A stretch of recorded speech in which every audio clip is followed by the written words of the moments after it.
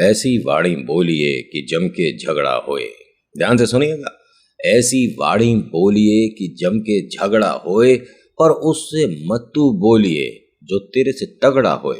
नमस्कार, हर हर महादेव। मैं नितिन हूँ, ये है चाचा के फैक्ट्स। यहाँ से मैं कहानियां सुनाता हूँ और ये वो कहानियां होती है जो आप लोग मुझे भेजते हो। आपके अनुभव बाकी सभी के साथ शेयर करता हूँ। पहली बार आए हैं तो वीडियो को देखने के बाद अगर आपको उचित लगता है तो सब्सक्राइब करिएगा, लाइक करिएगा, कमेंट में लिखिएगा आपका नाम, आपकी जगह, कहाँ से वीडियो देख रहे हो, लिखिएगा जय श्री राम। आज की कहानी, आज का अनुभव, ये एक ऐसी बहू के बारे में है जो कहती है कि पूरे घर में सिर्फ और सिर्फ एक सासू माँ थी मेरी, जो कि अपनी थी। बाकी सब मुझे इस तरह से ट्रीट कर रहे थे, घर में एक कार्टून आ गया हो, एक ऐसा मजाक का पात्र आ गया हो जिसकी खिल्ली उड़ाने में सभी को बड़ा आनंद आता था। एक चीज बताऊं, खैर पहले इंट्रोस के बाद आकर शुरू करता हूं, तभी बताऊंगा। हर हर महादेव।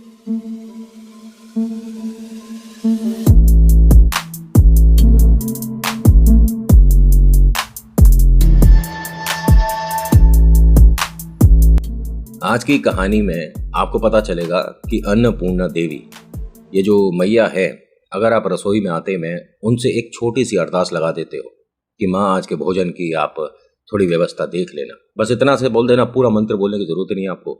जय माँ अन्नपूर्णा बोलकर ये काम करके देखना। अगर थोड़ा बहुत परिवर्तन मिलता है ना 1-2 दिन के अंदर आपको, तो बताना मुझे इसी वीडियो के नीचे आकर। और कोई परिवर्तन नहीं मिलता तो आपको यहाँ आकर डिसलाइक करने का भी ऑप्शन मिलेगा। आज की कहानी अनीता जी की है। कहती हैं कि नितिन भाई, मैं जब शादी करके इस घर में आई हूँ तो 3 महीने तक मुझे समझना ही पड़ रहा था कि कौन किस तरह से मेरी बेइज्जती करेगा। मतलब कोई भी कुछ भी बोलकर चला जाता था। और एक चीज़ यहाँ क्लियर करनी ज़रूरी है, क्योंकि बहुत हमने सुना है ना कि बेटी को कम पढ़ाया जा रहा है और फिर उसके बाद बेटे पर ज़्यादा ध्यान दिया जा रहा है, उसे पढ़ाओ, वो आगे भविष्य और ना जाने फ्यूचर, ओहो बहुत सारी बातें। जो लड़की है अगर रात को 11 बजे 12 बजे घर आ रही है ऑफिस से, तो अरे देखो इसके घर वालों को समझ नहीं आता, देखो इतनी रात कहाँ से आ रही है, टाइम देखना, कपड़े देखना, ये देखना, वो देखना। और लड़का अगर 12-1 बजे आ रहा है, कितना मेहनती है। क्यों भाई है, मेहनती है। और वो जो गुड़िया मेहनत कर रही है वो नहीं दिख रही। लड़के के सिर पे लिखा हुआ बड़ा बड़ा माथे पे मेहनत, मैं मेहनत करके आया हूँ, या छाती पे टैग लगा के चल रहा है मैं बहुत मेहनती हूँ। है, आप ये लड़का लड़की में ना डिफरेंस करना बंद कर दो। आज की डेट में बहुत सारे ऐसे लड़के होंगे जो कि जॉब कर रहे होंगे और उनकी जो सीनियर मैनेजर होगी ना, जो मालकिन होगी कंपनी की, वो लड़की होगी। सोचो अगर वो लड़की ने पढ़ाई ना करी होती, घर बैठी होती, तो तुम्हें तो लड़के को भी नौकरी ना मिली होती। जे का कह दई मैंने। यानी कि लड़कियों की वैल्यू ज्यादा है। नितिन, तुम लड़के होके ऐसे कैसे बोल सकते हो? क्योंकि आज की जो कहानी है इसमें ये आपको भी लगेगा। ये जो गुड़िया है इस पूरे घर में जिसमें शादी करके आई है, इंक्लूडिंग पतिदेव, सबसे ज्यादा पढ़ी लिखी है, सबसे ज्यादा। एग्जाम्पल के तौर पे बता देता हूँ, वैसे तो इनकी डिग्री मैंने लिखी थी 7 है इनके पास, मतलब 7। सोच रहे हो, ये भी कर रखा है, वो भी कर रखा है, ये भी कर लिया, उसके साथ वो भी हो रखा है। अरे भाई साहब, मैं सबसे पहले तो अनीता जी आपके सामने हाथ जोड़ रहा हूँ, क्योंकि आपकी सारी डिग्री, मतलब शब्द नहीं है। समटाइम आई फील कि I don't have words to express मेरी फीलिंग। अब तो मैंने इंग्लिश बोल दी, आपको लाइक कर देना चाहिए है? नहीं, अब भी नहीं करोगे? चलो तुम्हारे को अब कहानी ही सुनाता हूँ, तब तुमसे लाइक करवाऊंगा। इधर उधर कहीं मत जाना, मैं भी नहीं जाऊंगा। अनीता जी शादी करके जिस घर में आई, इस घर में इनका मान सम्मान 3 महीने तक जैसे तैसे हुआ। उसके बाद तो बेइज्जती शुरू हो गई। कोई खाने को लेकर टोक दे, कोई इनके पहनावे को टोक दे, कोई इनके माता पिता के बारे में कुछ, और कुछ लोगों ने तो मूर्खता ऐसी करी कि इनकी पढ़ाई के बारे में भी टोक रहे हैं। अरे कौन करता है आज की डेट में पीएचडी? अरे जिसमें गूदा होता है और जिसको पढ़ने की चाह होती है वो कर लेता है पीएचडी। बैठ के मुंह से पटर पटर करने वाले, अरे 11वीं 12वीं कर ले, बहुत बड़ी बात है। और इस घर के जो बड़े बड़े लोग हैं ना, सीनियर पर्सन, ताऊ, चाचा, मौसा, जे तो ऐसे किसी को बताना मत, धीरे से बोल देता हूं माइक में, जो कॉलेज भी ना गए हैं। कहाँ अब जिनने कॉलेज को अंदर से देखा ही नहीं कभी, वो जिसने पीएचडी और ना जाने कितनी डिग्री ले रखी है उसे नॉलेज दे रहा है। जे कौन करता है? एमबीए कर ली, हमने तो 11th कर रखी है। क्या समझ रहे हो? 11th, और खुद ने पीएचडी। पढ़े लिखे लोग तो नहीं है। अब इनके बारे में इतना संपूर्ण ज्ञान आपको बतेरा है। इस घर में जब ये ज़्यादा हो रहा था, इन्होंने अपने मम्मी पापा से ये बात बोली।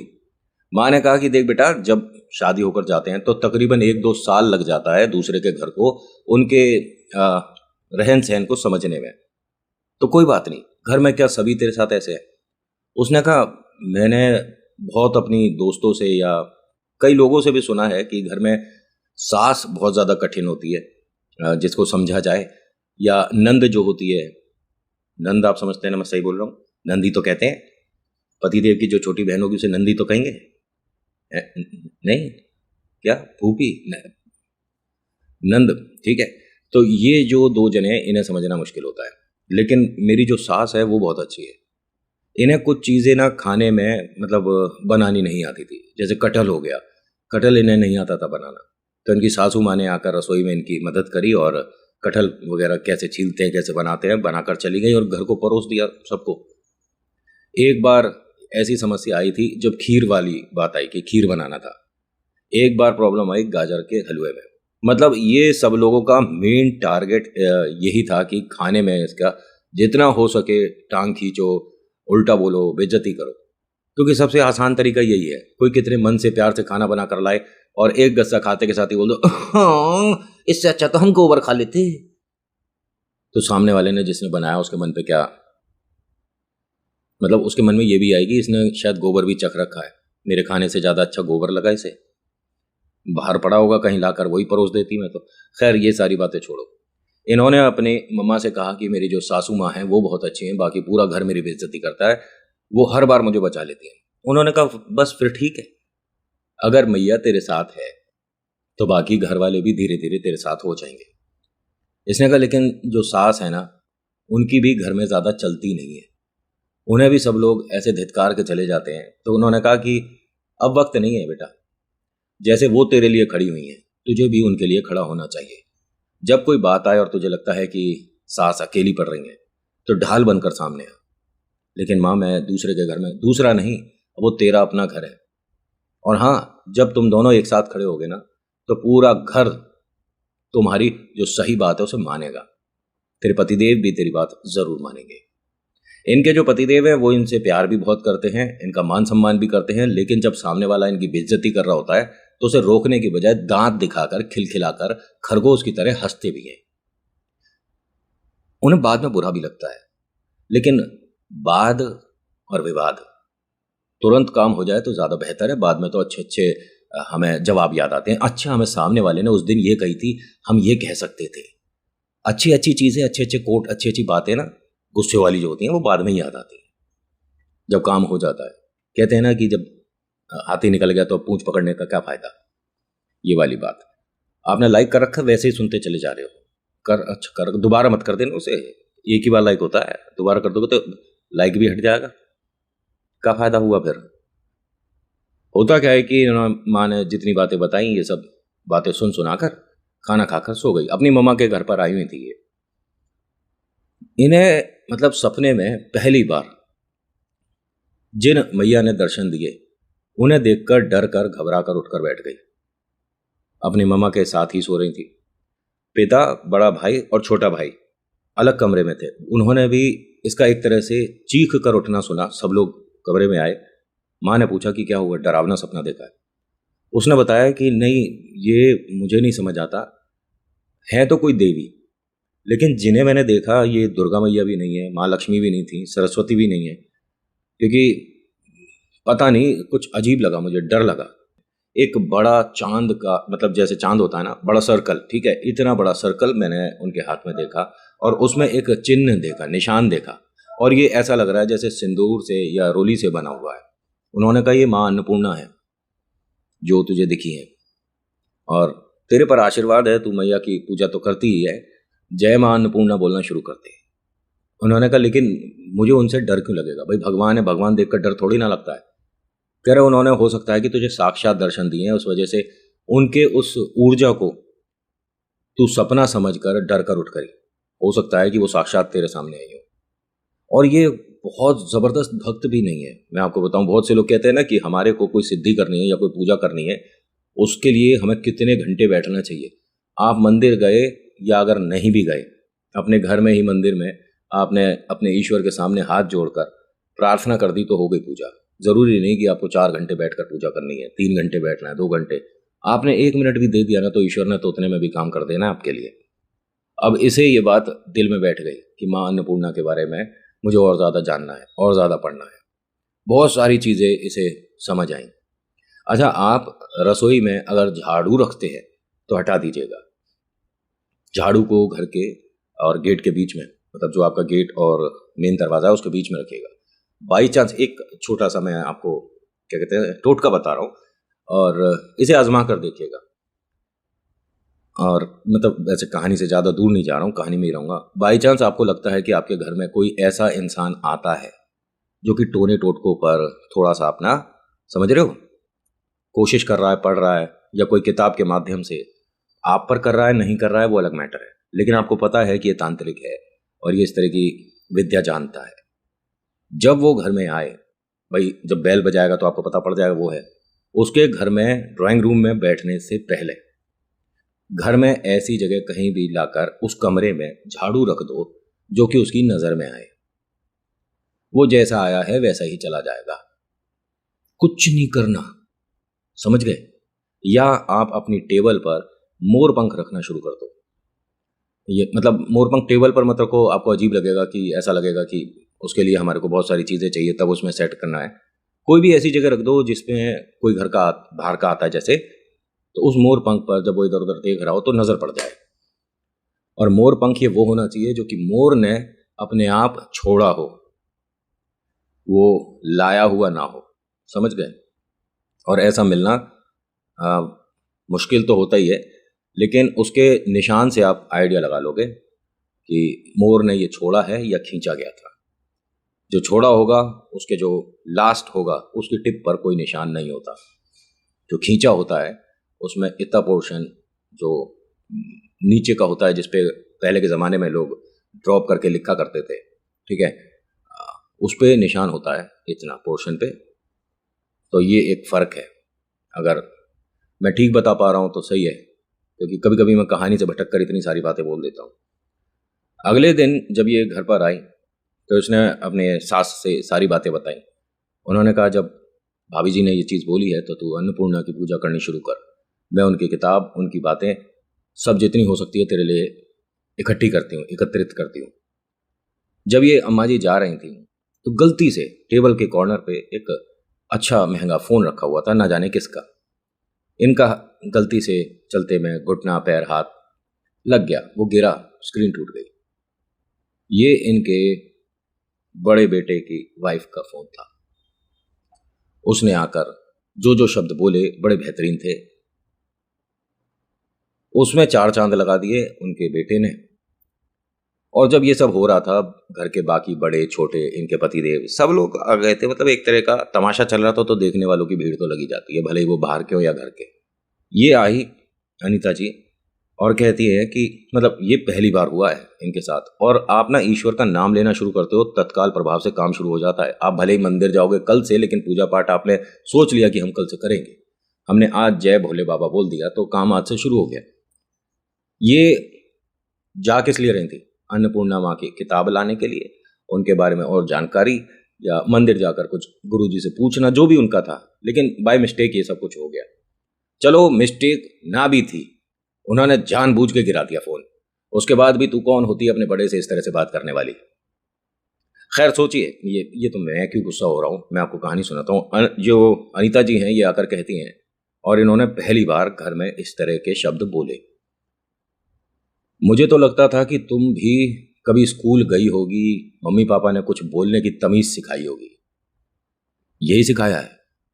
अब इसे समझ नहीं आया कि मेरे से छोटी है, घर की छोटी बहू है, और मुझे ज्ञान दे रही है, मुझे नॉलेज। तो उन्होंने कहा, देखिए ऐसा है, भगवान ने जुबान सबको दी है और सब चलानी जानते हैं, लेकिन भगवान ने आंखें भी दी हैं कि कौन किससे क्या कह रहा है ये तो देख लो।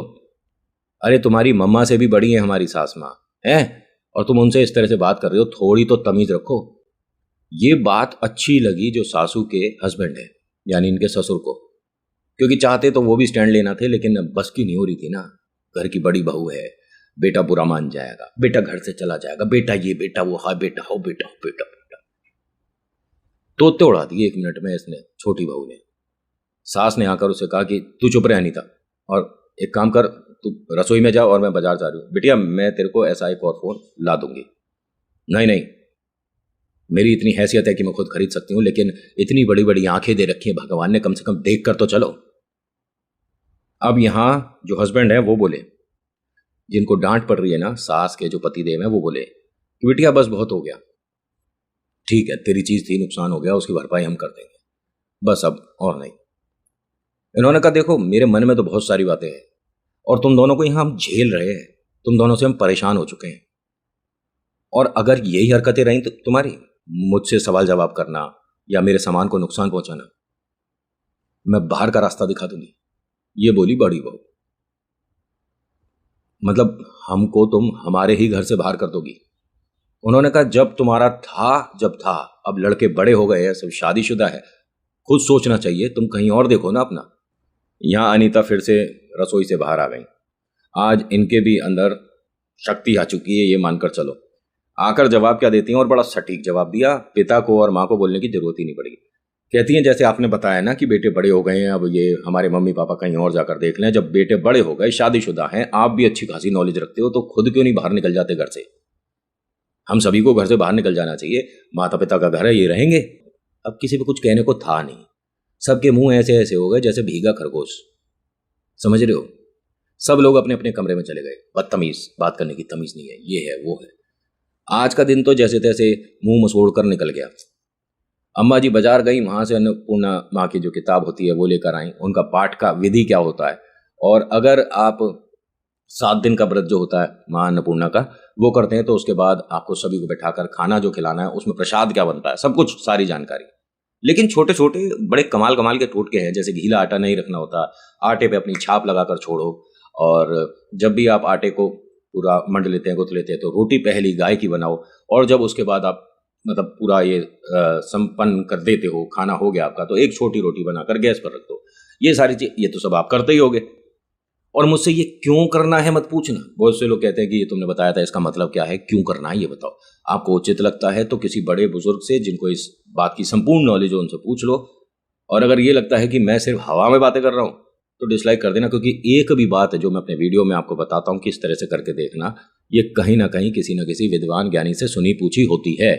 मन से बताने को तो मैं बता दूं कि अपनी छत पर जाकर सीधे हाथ करके ऐसे खड़े हो जाओ, क्या होगा उससे, एनर्जी आएगी, एनर्जी कुछ नहीं आएगी, कौवे आएंगे हाथ पर बैठ जाएंगे।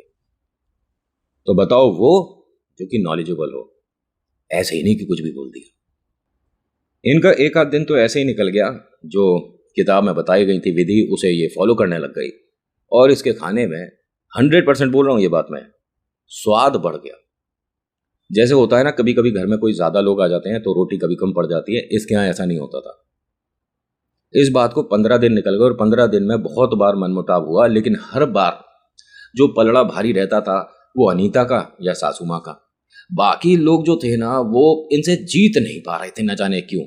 ये भी हो सकता है कि माँ अन्नपूर्णा ने चक्र एक ऐसा बना दिया कि तुम जो भी बोलोगे बाद में तुम्हारे को ही शर्मिंदगी होगी, किसी से उल्टा बोलने में बाद में तुम्हें बुरा लगेगा कि हमने उससे ऐसे कैसे कह दी। इन दोनों की बेइज्जती करने के लिए इन सभी ने एक प्लान बनाया। इस प्लान में 2 लोग शामिल नहीं थे, एक जो बहू है अनीता जी के हस्बैंड, और जो सास हैं उनके हस्बैंड आलोक जी, ठीक है, ये दोनों शामिल नहीं थे। सबसे घर के बड़े और घर के सबसे छोटे, इन दोनों को अलग करके बाकी सब ने, और इस घर में बहुत सारे लोग रहते हैं, ज्वाइंट हैं, जैसे मौसी है ना, चाची चाचा, पता नहीं, सबको लोग अलग अलग कहीं रहना चाहिए था, लेकिन सब लोग यहाँ पे हैं, ज्वाइंट हैं। और ये कोई हंसता खेलता परिवार नहीं है, ये कुड़ता किलसता परिवार है। तेरे पास ये वाली नौकरी है, तेरे पास ये स्कूटर, मेरे पास ये गाड़ी, मेरा सेट देख, मेरे झुमके देख, मेरी पायल देख, मेरा झूमर देख, ये वो वाले लोग हैं, लेकिन रहते साथ हैं। इन्होंने सबने एक प्लान बनाया, घर में एक जबरदस्ती की पार्टी अरेंज करी गई। पार्टी में लोगों को कुछ ज्यादा बुलाया गया और ये बोल दिया कि खाने की व्यवस्था तुम दोनों ही करोगे, सास को और छोटी बहू को। इन्होंने कह दिया ठीक है हम व्यवस्था करेंगे। इनकी व्यवस्था में खराबी लाने के लिए जो आटे का डोल था उसमें ये कुछ लाल मिर्च डाल गई, और ये करते देख लिया सास ने। और ये बात थी मतलब करीब शाम 7 बजे के आसपास की। जहाँ से इनका आटा आता था वो दुकान बहुत दूर। सबसे पहले तो इन्होंने जब ये देखा कि वो कर गई तो सास ने कहा कि ये तूने क्या किया है? कह रही मैंने तो कुछ नहीं किया, मैं तो बस सामान देख रही थी। उन्होंने कहा लेकिन मैंने उन बर्तनों में एक मिर्च का कटोरा देखा है, तू क्या उसमें मिर्च डाल कर आई है? मैं कुछ नहीं डाल कर आई, तुम्हारे कहने से क्या मैं मान लूंगी? और बहुत कुछ उल्टा सीधा। अब ये भी आ गई अनीता और पूछती है कि माँ क्या हुआ? इसने आटे के ढोल में इस तरह से कराए और शाम को सब लोग आने हैं, रोटी पराठे जो भी बनेंगे और ये सब कुछ व्यवस्था खराब कर गई। बेटा एक काम कर, फटाफट जा और आटा मंगवा। सभी लोगों ने मना कर दिया कि जिसको लाना है वो अपने आप चले जाओ, हम तो नहीं, फुर्सत नहीं। अब ये जो अनीता है इसने अपने हस्बैंड से कहा कि आप ला सकते हो? उन्होंने कहा मुझे ऑफिस से आते में तकरीबन 9 बज जाएंगे, मैं जब तक आऊँगा दुकान बंद हो जाएगी। और जहाँ से हमारे आटा आता है उसे कहने के लिए, मतलब जो पिस के आता है उसमें तकरीबन वो 1 दिन 2 दिन कहता है कि पहले बताया करो, क्या करूँ? उन्होंने कहा चलो कोई नहीं, मैं देखती हूँ। अब ये वहाँ गई रसोई में और रोते हुए बोलती है कि माँ आज कुछ गड़बड़ हो गया है, अन्नपूर्णा माँ कुछ गड़बड़ हो गया है और आज की व्यवस्था में बेइज्जती भरपूर होने वाली है। इसने जाकर आटे का ढोल खोला, उसे देखती है तो आटा जैसा होता है वैसा था, उसमें लाल लाल कुछ भी नहीं दिख रहा था, मिर्च वगैरह। इसने कटोरे से पूरा पलट पलट के देख लिया। फिर अपनी सासू माँ के पास गई एक कटोरा आटा भरकर और कहती है कि माँ देखना इसमें तो कुछ भी नहीं है। उन्होंने जब देखा तो नहीं नहीं, मैं 100% बोल रही हूँ बेटा, मैं तेरे से झूठ क्यों बोलूँगी? अरे मैं आपको झूठा कह ही नहीं रही हूँ, लेकिन ये कैसे हुआ समझ नहीं आ रहा। अब माँ बड़ी खुश खुश इसके साथ रसोई तक आती हैं, कनस्तर हटाकर ऊपर से ढककर देखती हैं, बड़ी खुश होती हैं। कहती हैं कि हमारी रसोई में अन्नपूर्णा माँ आ चुकी हैं। इस रसोई को कभी भी हमें दूषित नहीं रखना, साफ सफाई हमेशा रखनी है कि माँ का यहाँ पर वास हो चुका है। ये इन दोनों की इतनी जबरदस्त श्रद्धा थी कि इन्होंने 2-3 बार ना एक्सपेरिमेंट भी करके देख लिया। और हाँ, जिस रसोई अन्नपूर्णा माँ ने अपना हाथ रख दिया, भाई साहब उस घर की किस्मत बदल जाती है। और इनके साथ ऐसा ही हो रहा था। यहां इन्होंने जब खाना पूरा अच्छे से प्रिपेयर कर लिया तो दोनों बहू, चाची, ताई, वो जितने भी हैं, झुमके, झूमर, ये सारे वाले जो थे, इन सब ने बहुत नुक्स निकालने की कोशिश करी, खाने में ये, खाने में वो। लेकिन ये सारी परेशानियां, ये सब कुछ बोल जो थे ना, इनके मन में ही रह गए। मुंह से तारीफें ही निकल रही थी, आज का खाना बड़ा स्वादिष्ट है, आज ऐसा है, हमारे घर की गुड़िया तो देखो बड़े से शेफ को हरा दे, हमारी जो सासू माँ है देखो आज की डेट में भी कितना बेहतरीन खाना बना लेती हैं, और ऐसा और वैसा न जाने कैसा। इस गुड़िया ने 6 महीने के अंदर सभी के दिलों में जगह बना ली। जो मैया है सासू माँ, इनकी बातें सब लोग मानने लग गए, न जाने कैसे। और इस घर में कहते हैं कि दोनों सास बहू जो है ये मंदिर में बैठकर पूजा थोड़ा कम करती हैं, रसोई में बैठकर दोनों अन्नपूर्णा माँ को भोग जरूर लगाती हैं। और इस बात को करते हुए 12 साल हो गए हैं। 12 साल मतलब इस पूजा पाठ को करते हुए। इनके एक बेटा एक बिटिया है। और हाँ, इन्होंने अब अचार का काम शुरू करा है जिसमें 3 साल हो चुके हैं और इनका अचार आपके भी घर पहुंच चुका होगा और आपने खाया भी होगा। एक सादा सा नाम है, ठीक है, और ये बॉटल और पाउच दोनों बनाते हैं और कहते हैं कि नितिन, हमें बाहर जाकर जॉब करने की परमिशन नहीं मिली थी जबकि हम पढ़े लिखे थे, तो हमने और हमारी सासू माँ ने मिलकर ये कोशिश करी और हम इसमें थोड़े से तो कामयाब हो गए। कहते हैं कि हमारी हर बॉटल पे कहीं ना कहीं एक छोटी सी जगह ए लिखा हुआ मिलेगा, पहचान जाओगे आप। और इन्होंने तो मुझे अपने बॉटल का फोटो भी दिया था। तो हाँ, आपका अचार तो मेरे घर भी आया और बड़ा स्वादिष्ट होता है। मुझे लाल मिर्च वाला आपका बहुत ज़बरदस्त पसंद आया, बाकी आपके सारे ही अच्छे हैं। और आपने मना किया कि यहाँ फ़ोटो नहीं दिखाना है, वरना तो मैं आपके सपोर्ट में यहाँ पर बोलता कि आप सब भी एक एक बोतल ये वाली अचार की खाकर देखो, अच्छी लगती है तो ठीक है, नहीं तो आप मुझे उल्टा सीधा बोलना, इनको नहीं। तब से आज तक ये खुश हैं और ये कहते हैं कि आप जिन भी ईश्वर पर आस्था रखते हो ना, उनका नाम लेकर काम शुरू करो, आपको सफलता ज़रूर मिलेगी। आज की कहानी में इतना ही, कैसी लगी बताना ज़रूर। So thank you so much for watching. मेरा नाम नितिन है। मुलाकात करूंगा आपसे एक अगली वीडियो में। हर हर महादेव, जय भोलेनाथ, धन्यवाद।